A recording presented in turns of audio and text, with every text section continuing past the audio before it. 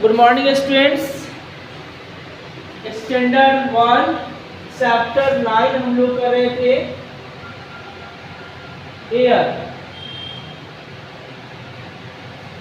Air. कल हम लोग कर रहे थे एयर में हम लोगों ने पढ़ा था कि what is air made up of. Air किस किस चीज़ों से मिलकर बना होता है, इसमें कौन कौन सी चीज़ें कंटेन करती हैं। Water vapour, dust particles, smokes and germs, ये सारी चीज़ें उसमें होती हैं। आगे हमने एक एक्टिविटी के थ्रू देखा था observe take an empty glass the place and place it on the table, put 5 to 7 ice cubes in it. And हमने इसके रिएक्शन को ऑब्जर्व किया था। हम लोगों ने कर लिया था smoke, dust particles and germs तक, ठीक है। उसको एक बार फिर से एक्सप्लेन करते हैं। जैसे कह रहे हैं कि smoke, dust particles and germs pollute the air. Smoke, dust particles और जर्म्स जो होते हैं वो क्या करते हैं, हमारी एयर को, हवा को गंदा कर देते हैं। This air is harmful and make us sick. ये हवा जो होती है वो हार्मफुल होती है, हमारे लिए हानिकारक होती है और हमें क्या करती है, वो बीमार करती है। So it is necessary to breathe clean and fresh air. इसलिए ज़रूरी है कि हम साफ और स्वच्छ हवा लें। साफ और स्वच्छ हवा कैसे पॉसिबल है, इतना सारे पॉल्यूशन हो रहा है, गाड़ियाँ चल रही सड़कों पर, कैसे पॉसिबल है। इस पॉसिबल है जब हम ज़्यादा से ज़्यादा प्लांट को लगा पाए। नेक्स्ट क्या है कि plants make the air fresh and clean for us. Plant क्या करता है, हमारे लिए हवा को फ्रेश करता है। This air keeps us healthy and protect us from many diseases, जिससे हम बहुत सारी बीमारियों से दूर रहते हैं। कार्बन ये प्लांट क्या करता है कि अपने फोटोसिंथेसिस के प्रोसेस में, जब वो अपने लिए प्लांट अपने लिए फूड बनाता है तो बनाने के प्रोसेस में वो कार्बन डाइऑक्साइड को अपने अंदर एब्जॉर्ब करता है। जो हम रिलीज करते हैं वो अपने अंदर एब्जॉर्ब कर लेता है, और जो हमें चाहिए ऑक्सीजन वो हमारे लिए रिलीज करता है। इसीलिए प्लांट हमारे लिए बेनिफिशियल है। इसीलिए कहा जाता है कि ज़्यादा से ज़्यादा आप प्लांट को लगाइए। प्लांट को हम लगाएंगे तभी वो हमारे लिए ऑक्सीजन हमें प्लांट से मिलेगा, और जितने भी हमारे पास जो जितने भी हार्मफुल गैसेज जो हम छोड़ते हैं उसको प्लांट अपने में एब्जॉर्ब कर लेता है। वाई कर plants make the air fresh and clean for us. This air keeps us healthy and protect us from many diseases, जो हमें प्रोटेक्ट करता है बहुत सारी बीमारियों से। Therefore we should grow more plants. इसीलिए हमें ज़्यादा से ज़्यादा प्लांट को क्या करना चाहिए, लगाना चाहिए। नेक्स्ट क्या है, we should also keep the doors and windows open for fresh air to come in. हमें अपने खिड़की और दरवाजों को खोल के रखना चाहिए ताकि घर के अंदर फ्रेश हवा आ सके। रात को सोते समय में कई बार खिड़की गेट को बंद करके, खिड़की को बंद करके सोते हैं, तो इसीलिए हमारे घरों में वेंटिलेटर होता है, क्योंकि घर में रात को तो खोल के सो नहीं सकते। तो इसी के लिए हमें घर में वेंटिलेटर दिया होता है दो, ताकि उसे क्रॉस एयर पास हो सके और रात को सोते समय भी हमें फ्रेश ऑक्सीजन मिल सके, हमें सफोकेशन नहीं हो, हमारा दम नहीं घुटे, ठीक है। नेक्स्ट क्या रहा है, wind. When air moves fast. इसको हम लोगों ने लास्ट क्लास में किया था कि विंड, स्टॉर्म और ब्रीज में डिफरेंस को देखा था। When the air moves fast, जब हवा तेज चलती है, इट इज कॉल्ड विंड, इसे हम विंड कहते हैं। It help us in many way, ये हमें कई तरीकों से हमारी मदद करता है। It blows the seeds and helps plant and trees to grow at far of places. कह रहा है इट ब्लोज द सीड्स, हवा एक जगह से दूसरी जगह सीड्स को उड़ा के ले जाता है, and trees to grow at far of place, और उनके जाने की वजह से दूसरे जगह जाकर के वो प्लांट वहाँ पे ग्रो कर जाता है। मतलब हमें नहीं पता कि ये अननोइंगली हमारे जानकारी में ना होते हुए भी ये चीज़ें कैसी हो रही है, तो उस चीज़ों को विंड हमें हेल्प करती है। क्या करती है, किसी भी सीड्स को यहाँ से हवा के माध्यम से वो उड़ा के ले जाती है और दूसरी जगह पे वो ड्रॉप कर देती है, छोड़ देती है, और वहाँ पे वो फिर क्या होता है, प्लांट ग्रो कर जाता है। नेक्स्ट कह रहा है, it moves the blade of a windmill and help us helps us produce electricity. क्या करता है, ये हेल्प करता है विंड मिल को चलाने में, जिसकी वजह से टरबाइन घूमता है और टरबाइन घूमने की वजह से इलेक्ट्रिसिटी प्रोड्यूस होता है। तो हवा क्या चीज़ में हेल्प करता है, हमें हवा को हेल्प करता है इलेक्ट्रिसिटी को प्रोड्यूस करने। पहले हमने क्या देखा, विंड हमें कैसे हेल्प करता है, इट हेल्प्स टू, फर्स्ट हमने क्या देखा, it helps to grow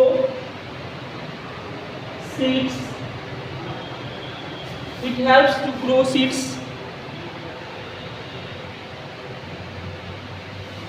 at far off place, at far off places, far off places, दूर प्लेसों को क्या करता है, ये उड़ा के ले जाता है और फिर वहां पे ये ग्रो कर जाता है। Next, it helps in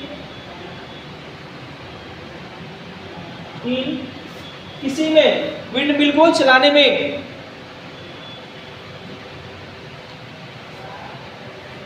it helps in moving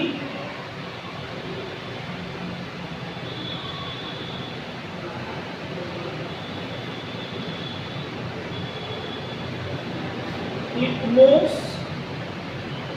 wind mill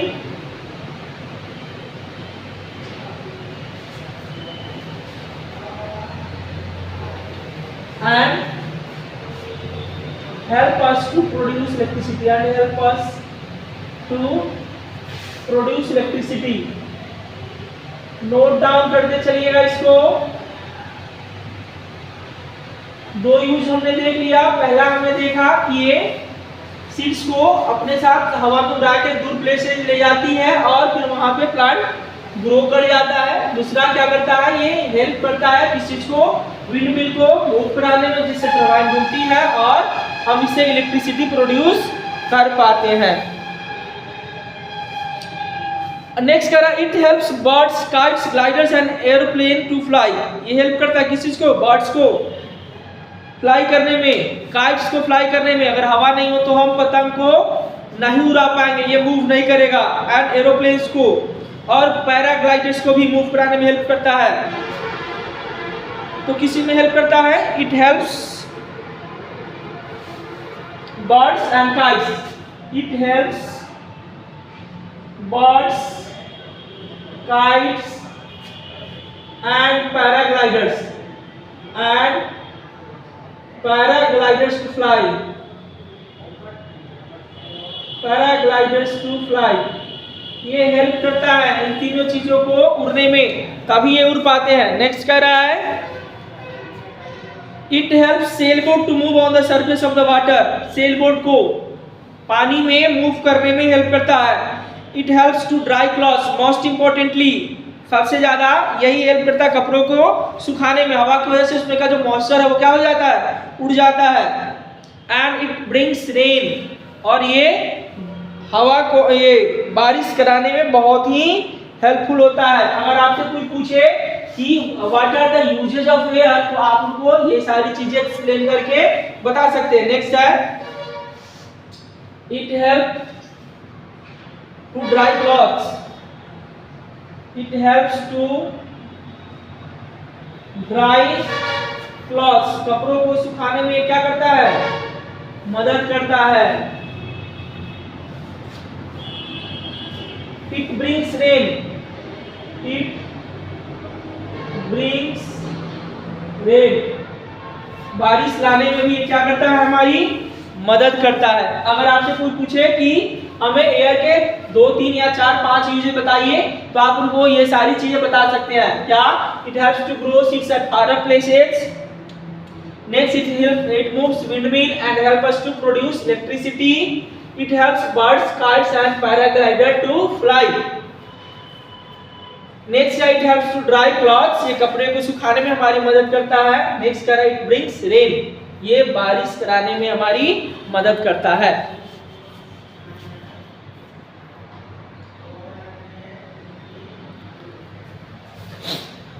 next कह रहा है, when wind blows slowly it is called breeze, it gives us comfort। Last class में भी हमने डिस्कस किया था कि ब्रीज क्या होता है।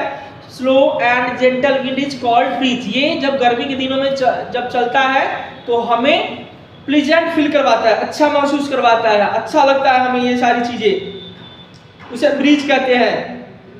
ऑन द कंट्रारी, इसके विपरीत, when the wind blows very fast, जब हवा बहुत तेज चल रही हो, it is called a storm, इसे storm कहते हैं, जो कि बहुत सारे हार्मफुल कॉजेज के होते हैं, हार्मफुल इसके इफेक्ट होते हैं। It is very harmful and causes damage of life and property, ये बहुत ही हार्मफुल होते हैं और हमारे लाइफ और प्रॉपर्टी को क्या करते हैं, नुकसान पहुंचाते हैं। देखिएगा कई बार थोड़ी सी तेज आंधी आती है तो क्या होता है, लैंप पोस्ट, ये जो लैंप पोस्ट है, बिजली के जो तार वार है वो गिरा देते हैं, कई सारे पेड़ों को जड़ से उखाड़ देता है, छोटे मोटे आम के बगीचे या उन सबको तो नॉर्मली उखाड़ देता है, छोटा मोटा हवा भी। लेकिन स्टॉर्म स्पेशली जब आता है तो धड़ासार कर देता है, घर के छप्पर को उड़ा के ले जाता है, छतों को, कमजोर छतें हैं तो स्पेशली एस्बेस्टस वाला, उन छतों को गिरा देता है। नेक्स्ट कह रहा है आपका direction of wind. The moving air or wind always blow in a direction. It can be seen by the movement of the branches of the trees, kites, weather rocks and the smoke from the chimney etc. आपको पता करना हो कि हवा किस direction से आ रही है, किस डायरेक्शन की हवा है, तो उसको पता करने के लिए ब्रांचेस के मूवमेंट को आप देख सकते हैं। अगर ब्रांचेस वेस्ट वार्ड को जा रही है तो वेस्ट वार्ड को जा रही है मतलब ईस्ट वार्ड की हवा है, तभी वो इस तरफ धकेल रही है। अगर ईस्ट की तरफ प्लांट झुक रहे हैं, जा रहे हैं, उसकी ब्रांचेज जा रही है, मतलब है कि वेस्ट वार्ड की हवाएं चल रही जो उसको उस तरफ से पुश कर रही है। तो आप ब्रांचेज को देख के, ट्री को देख के, काइट्स को देख के, उसके मूवमेंट को देख के, weather rocks, sorry weather cock, weathering cock होता है, एक लगाया होता है उसको गाइड करने के लिए डायरेक्शंस को, उसको देख के भी आप पता लगा सकते हैं। And the smoke from the chimney, ये सारी चीजें इजीली विजिबल है, जिसको देख करके आप पता लगा सकते हैं। जैसे चिमनी से जो स्मोक निकल रहे हैं, धुआं निकल रहे हैं, वो इजीली आपको फ्लोट करते दिखाई देंगे। जिस डायरेक्शन में जा रहा हो आप इजीली उसको देख के पता कर सकते हैं कि किस डायरेक्शन की हवा चल रही है। तो कौन कौन से इंडिकेटर हो गए हमें पता करने के लिए, विंड के डायरेक्शन को पता करने के लिए, ये 3-4 इंडिकेटर है जिन्हें देख के नॉर्मली हम पता कर सकते हैं। कौन कौन सा? फर्स्ट हो गया ब्रांचेज ऑफ द ट्रीज, उसको देख के हम पता कर सकते हैं किस मूवमेंट डायरेक्शन में जा रहा है। काइट्स, पतंग को, वेदरिंग बॉक्स जो लगा होता है, स्पेशली उसको डायरेक्शन को पता करने, हवा की डायरेक्शन को पता करने के लिए। और smoke coming out from the chimney, chimney से जो जहाँ ईंट भट्टे में ईंट पकते हैं उससे निकलते हुए धुएं को देख के आप इजीली पता कर सकते हैं। नेक्स्ट क्या है, weather cock and wind vane are 2 things that are used to find wind direction. ये 2 चीजें हैं जिसको देख के हम आप इजीली फाइंड आउट कर सकते हैं क्या, हवा की डायरेक्शन को। They are placed on the top of the building और हाउस, लोग अक्सर उसको घर की छतों पर लगाते हैं, स्पेशली हवा के डायरेक्शन को फाइंड आउट करने के लिए। नेक्स्ट कह रहा था beak of the weather cock tells us the direction in which the wind is blowing. Beak जो है, चोंच जो है किसका, बीक मुर्गे का या मुर्गी का, जो विंड वेन में लगा होता है। Weather cock tells us the direction in which the wind is blowing, उसका चोंच उसी डायरेक्शन में होगा जिस डायरेक्शन से हवा आ रही है। तो ये सारे भी वेदरिंग विंड इंडिकेशन है, उसके डायरेक्शन को जानने के लिए, विंड के डायरेक्शन को जानने के है, ये सारे इंडिकेटर्स हैं जिसको देख करके हम फाइंड आउट कर सकते हैं। तो आज का यही है इस चैप्टर में। तो आज हमने सीखा मेनली, एक बार इसको रिकैप करते हैं। What is air made up of, air के कंपोजिशंस को हमने देखा, किस किस चीज़ों से मिलकर बना होता है, एयर में कौन कौन सी चीज़ें प्रेजेंट होती है, गैसेस के अलावा dust particles, smoke, germs, water vapour present होते हैं। हमने विंड के यूजेस के देखा कि विंड कैसे हेल्प करते हैं, कैसे हमारे लिए हेल्पफुल है। हमने विंड, ब्रीज और स्टॉर्म के बीच के डिफरेंसेस को पढ़ा, सीखा, जाना। और हमने इसमें पढ़ा कि डायरेक्शन को, विंड के डायरेक्शन को फाइंड करने के लिए कौन कौन से हमें इक्विपमेंट अवेलेबल है, या कौन कौन सी चीज़ों को देख करके हम पता कर सकते हैं विंड के डायरेक्शंस को। वेदर कॉक और विंड वेन से कैसे हम लोग डायरेक्शंस को फाइंड कर सकते हैं। ये सारी चीज़ें जो है हमने आज के क्लास में डिस्कस किया। विंड के यूजेज को देखा हमने, इसको आप लोग नोट डाउन कर लीजिएगा और लर्न कर लीजिएगा, आपके लिए होमवर्क में रहेगा। Do fair and learn CW, do fair and learn CW आपके लिए रहेगा। यूजेज ऑफ विंड को नोट डाउन करके इसको लर्न कर लीजिएगा। आज के लिए इतना ही, फिर देखते हैं जैसा गाइडलाइन आता है ऑफलाइन मोड में फिर क्लास चलेगा, फिर वैसे ही कंटिन्यू करेंगे। Thank you very much.